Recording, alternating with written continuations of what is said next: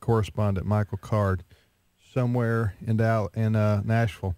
A Violent Grace is the title of the devotional book that Michael has written, Meeting Christ at the Cross. Ray was asking him about it. I want to ask you, and I was reading through it too, just excellent stuff that you've written here, very thought-provoking and spiritually nourishing. Let me ask you this. You got in chapter 5, your chapter is He, talking about Jesus, stood trial alone, so I might have an advocate. Two things I have to ask you about this, and I guess what I'm about to ask you is a seminary question for a whole year, maybe. Why don't you think the Jewish leaders of that era recognized Jesus as the Son of God, as their Messiah, given all the miracles that he had performed and so forth? Well, I think there's all different ways to answer that. Paul, comes up with this idea of a veil that blinds them. I think in a lot of ways they were the victims of poor teaching. They had, and this is what Jesus' biggest criticism against the Pharisees is that they added all these things to the law, and got away from the basic teaching of the Bible. And so when it came to all of those passages that speak of the suffering, the Psalm 22 and 13 and 69 and the Isaiah passages that we refer to as the suffering servant of the Lord, the Pharisees applied all that to themselves. They were the suffering servants of the Lord because in their mind, there's no way the Messiah could suffer. The Messiah doesn't suffer. The Messiah comes and kills the Romans.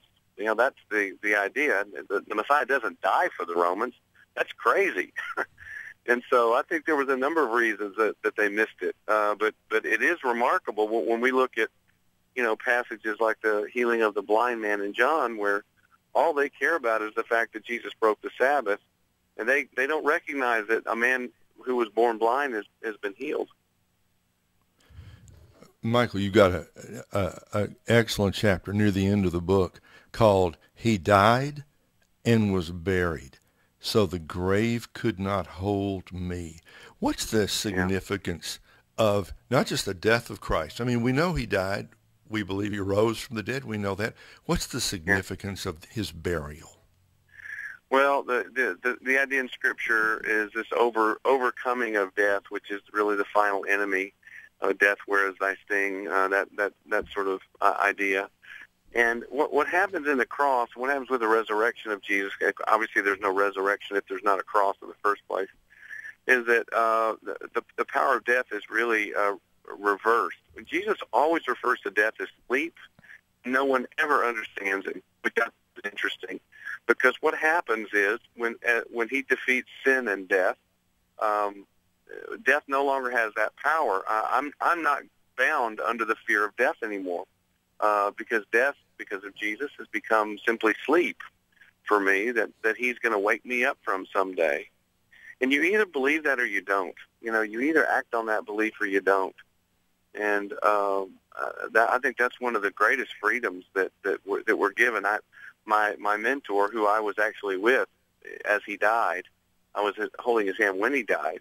I got to see in a Christian's life the truth of the fact that this man really wasn't afraid of death. Talking to Michael Card, he's written a book called A Violent Grace, Meeting Christ at the Cross. So what does you mentioned many aspects about the cross, and which is the central, symbol of Christianity around the world, and in the Christian faith.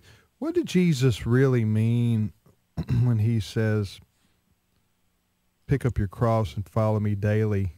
Because is that consistent with a lot of the American Christian teaching of success, wealth, and power, and get yours today, and God is on your side, and all that stuff? No, I think that verse is misunderstood and misquoted a lot of different ways. I mean, in my day growing up, your cross that you bore was your mother-in-law or your sick, right, sibling or whatever. So it got misapplied that way. And certainly, the prosperity gospel, which far removed from this idea of you die to yourself, you let go, of your priorities and that sort of thing, and embrace Jesus' priorities, which is death to yourself. But yeah, what is death? What is? I I totally agree. Or on the idea that so many Americans have, American Christians even, that we're supposed to, be healthy, wealthy, and prosperous. I'm not saying those. Yeah. There aren't some teachings on that in the Scripture that are true. Sure. I'm just saying that not everything is going to be that way in life, and that's not the most important thing. Is our own personal happiness, despite what we may think. We need to be. Our calling is to follow Jesus every day, pick up the cross, and that cross is sometimes heavy and it's going to be hard, and so you're going to but we're living for Jesus, not for ourselves. Go ahead. Yeah, well, absolutely, and I think what you have to understand is that yes, the Bible promises prosperity, but the Bible has a completely different definition of prosperity than ours.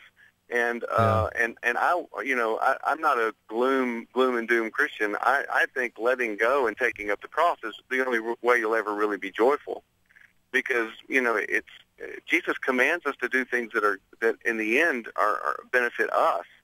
And dying to yourself. I mean, if you know someone who is morbid, who is depressed, who is suffering, it's almost always because there's an unhealthy focus on yourself. And I think another one of the freedoms that Jesus gives us is freedom from ourselves. Yeah. And the happiest people I know are the people who really spend their lives serving other people. Well, Michael, thanks for your time. I appreciate your life of music and also your writing, and we look forward to talking to you again sometime real soon. Great. Thanks, brother. Okay, Michael Card. His book is called A Violent Grace, Meeting Christ at the Cross. All right, we'll be back after this break. You're listening to the radio program Today's Issues.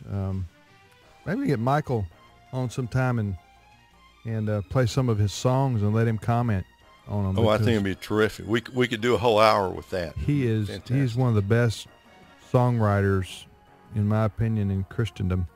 We'll be back after this break. Stay with us.